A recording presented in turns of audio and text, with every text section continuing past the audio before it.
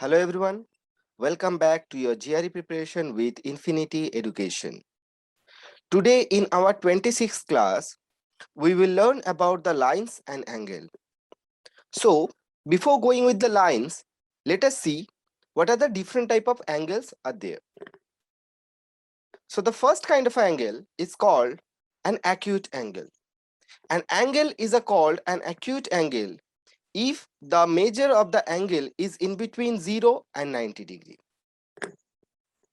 So the second type of angle is called right angle. That is, if an angle is making 90 degree, that is what is called a right angle. So right angle mainly occurs when two lines are perpendicular bisect each other. So the third kind of angle is called the obtuse angle. An angle is called an obtuse angle when the measure of the angle is in between 90 and 180 degree. So fourth one is a straight line or straight angle. There always the measure should be 180 degree. So whenever if you see a straight line and if someone say that there is no angle, actually it is wrong. There is 180 degree angle. And the last kind of angle is called a reflex angle. A reflex angle is an angle which measure is belongs in between 180 degree to 360 degree. Now, if sum of the two angle is 90 degree, they are called complementary angle to each other. So what? So if sum of the two angles are 90 degree, so they will be called complementary angle to each other. Similarly, if sum of the two angle is 180 degree, they are called supplementary angle to each other. Like sum one is 50 and one is 130. So total of these two angle is 180 degree. So they will be called supplementary angle to each other. Now let's see with some of the lines. Suppose I have considered a line L1 and another line that is L2. So now if I say these two lines are parallel to each other and I have taken a transverse and these are the respective angles. So we can say A equal to W, B equals to X, C equals to Y and D equals to Z. They are called corresponding angle. And whenever two lines are parallel and two lines are bisect or if it is being intersect with a transverse, so the corresponding angles should always be the same. And A equal to D, B equals to C, W equals to Z, X equals to Y. You can say they are vertically opposite angle. So vertically opposite angle should also always be the same. Now I hope a little concept about lines and angles are clear. Now let's see with some of the examples. In the figure above, if 3a equals to 2 into a plus b, what is the value of b? So as we have seen in the previous slide, we know the straight angles always make a 180 degree. So we are having a plus b equals to 180 degree. But in the question it is given 3a equals to 2 into a plus b. So I can also rewrite that. And as we have seen that a plus b as 180 degree, so I can replace a plus b with 180 degree in the second equation. So we are having 3a equals to 2 into 180 degree. So 3a equals to 360 degree. So the value for a we are receiving as 120 degree. Now as we know sum of a and b is 180 degree. So I can rewrite this equation as 120 plus b equals to 180. So we are getting the value for b as 60 degree. That was the question they have asked. So we should root 60 in the numeric entry box. Now let's see with one more example. So there is a figure. In the figure above, Z is the midpoint of both line segment XN and YM.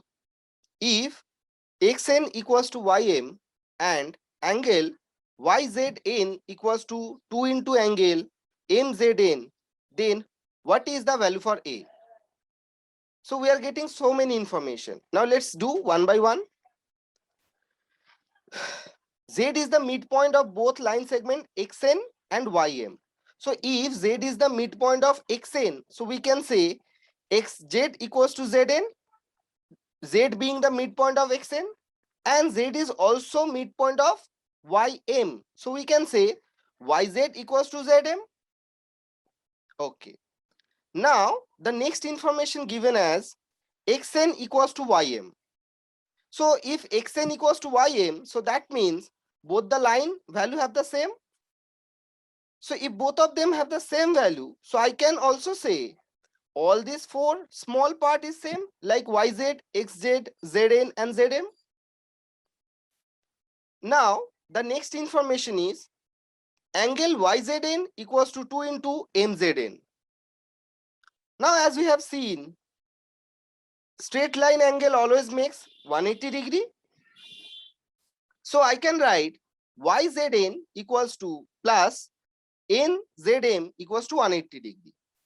Now as YZN equals to twice of MZN, so I can say YZN equals to 120 degree and MZM equals to 60 degree, because for this value only this will satisfy that 180 degree.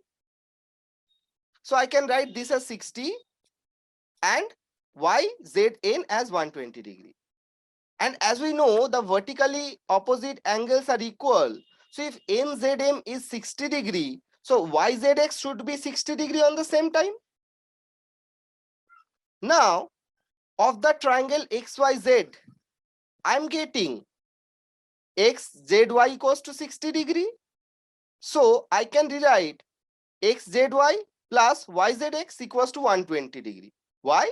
Because we know sum of the internal angle of a triangle is 180 degree. We are also having XZ equals to YZ. So if XZ equals to YZ, so we can say this is an isosceles triangle now. So if this is an isosceles triangle, so the corresponding angle of the equal side should be equal. So I can say XYZ and YXZ are same. Again, they will be equal because we have already received YZX as 60 degree. So sum of the other two should be 120, and when sum of the other two is 120 degree and both of them are same, so the only value which is applicable, that is 60. So the question is asking what is the value for A. So we are getting A as 60 degree, that is D is the answer to the question. I hope the question is clear to you. Now let's see with one more example. In the figure above, if line L is parallel to line L2, what is the value for A plus B? So we know straight angle equals to 180 degree. So if this is 140, so the other angle should be 40. And if that is 110, so the other angle should be 70 degree. Now, if we consider XYZ as a triangle, so we know sum of the internal angle of a triangle is 180 degree. So if two angles are 40 and 70, so the third angle must be 70 degree.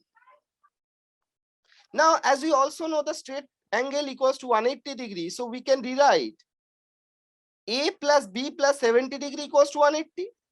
So from there, we can easily find out the value for A plus B as 110. So C is the answer to the question. Now see, if you know all this concept and the theorem, that's the straight line angle, the measure, so how easily you can solve some of the question. Now let's see with one more example. Okay, again we got a numeric entry box question. If line M1 and M2 are parallel in the figure above and line M3 is perpendicular to line M1, okay, what is the value for angle X? Fine. So we are getting M1 and M2 are parallel, and we know the vertically opposite angle are equal. So opposite of 30 should be 30 also. And we also know the corresponding angles are equal. So this angle should be 30 on the same time because M1 and M2 are parallel. Now, it is said that M3 is perpendicular to M1. So I can make this is 90 degree because as I said that whenever two lines are perpendicular to each other, so at their intersecting, they will make a right angle. Now, the question is asking what is the value for x? Now, if I consider the upper one as a triangle that is XYZ, so I'm getting angle x as 30 degree, angle z as 90 degree. So the angle x have to be 60 degree because we know sum of internal angle of a triangle is 180 degree. So I can put that into the box.